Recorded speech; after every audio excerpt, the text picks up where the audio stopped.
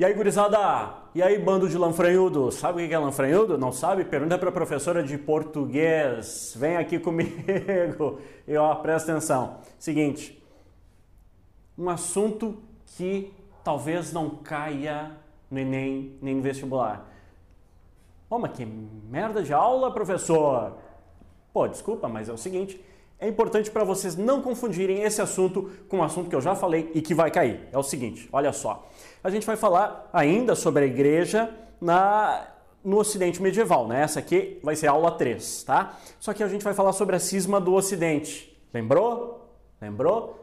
Não, né? A gente falou sobre a cisma do Oriente, tá? Não confundam. Isso aqui é... Como a gente usa a expressão, aquela pega ratão, né? Olha só, não vamos confundir. O que é a cisma do Ocidente? Oriente é Bizâncio com o Papa, Roma, Constantinopla com Roma, tá? E aqui, o que rolou? Na cisma do Ocidente, também chamada de Grande Cisma, aconteceu o seguinte, ó, em 1309.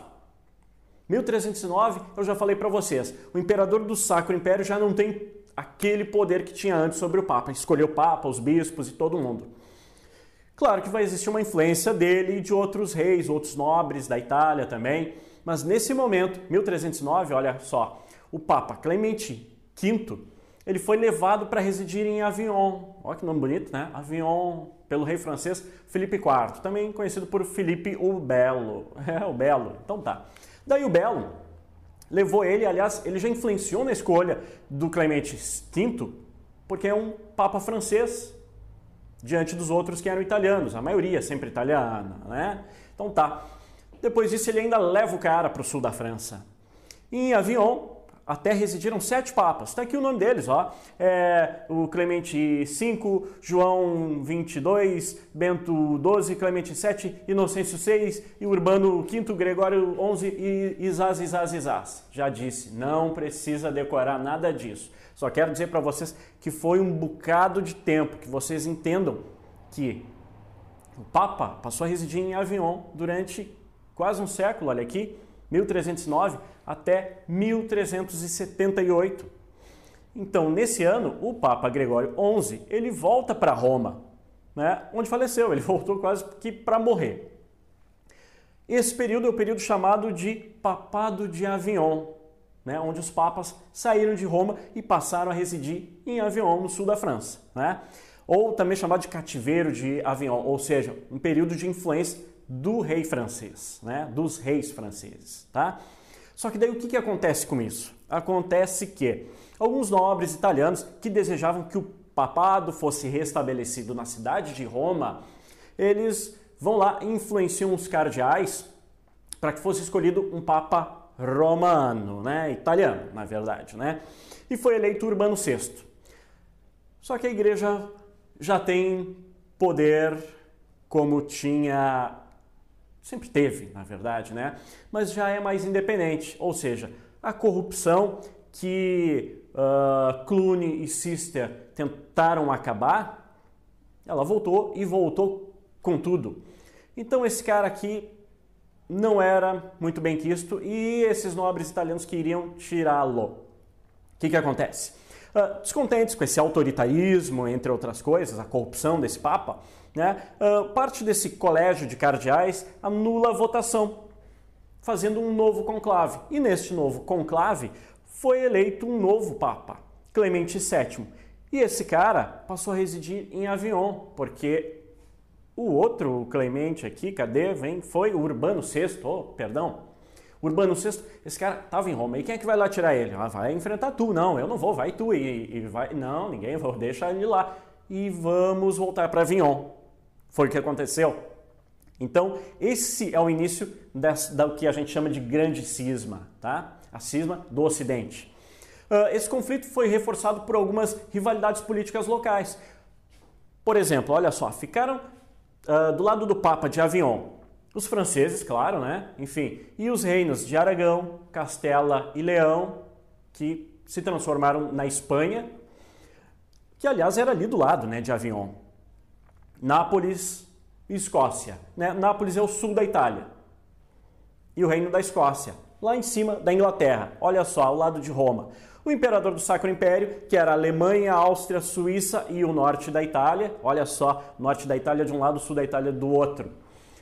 A Inglaterra, olha só, a Inglaterra sempre guerra dos 100 anos contra a França e os escoceses lutando lá, para quem viu o filme William Wallace e tal, e Coração Valente, Isas, esse cara tá lutando contra quem? Escoceses e ingleses. E Portugal, a partir do João I, da Revolução de Avis, quando tomam o poder, esses caras apoiavam Castela, esses caras se bandeiam para o outro lado, porque os castelhanos queriam tomar Portugal. Então, a partir de 1385, Portugal está do lado do Papa de Roma, tá? Então, vamos lá, segue o baile, tem mais coisas interessantes. Olha só, reunidos com o apoio de ambos os papas, 24 cardeais, em 1409, escolheram Alexandre V, na cidade de Pisa, na Itália, como novo papa. Ou seja, Roma e Avignon iriam abdicar em nome desse novo papa que foi escolhido. Só que eles desistiram, ficando 3 papas. Imagina, a gente não aguenta, muitas vezes, um papa. Os caras têm 2, e daqui a um pouco tem 3 papas ao mesmo tempo.